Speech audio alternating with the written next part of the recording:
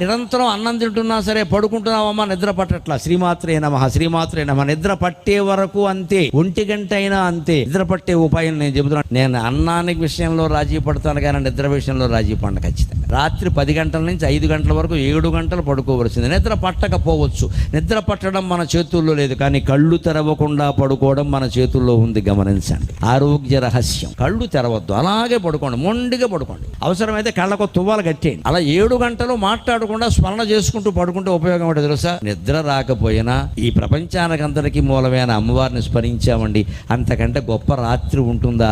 అదే కదా శివరాత్రి. మీ జీవితంలో మిగిలిన రాత్రులన్నీ కాళరాత్రులేనండి. భగవంతుడు స్మరించింది ఒకటే శివరాత్రి. పొద్దున్న మీరు చూసుకోండి, కావాలంటే పరీక్ష చేసుకుని. తెల్లవార్లు నిద్ర పట్టకపోయినా సరే మీరు కళ్ళు తెరవకుండా గుడ్డ కట్టుకుని పడుకోగలిగితే, కళ్ళకి గంతలు కట్టుకుని పడుకోగలిగితే పొద్దున్న ఏ రకమైన అలసట ఉండదు, కళ్ళల్లో ఎర్రజీరలు ఉండనే ఉండవు. మీరు పరిశీలించి చూసుకోండి.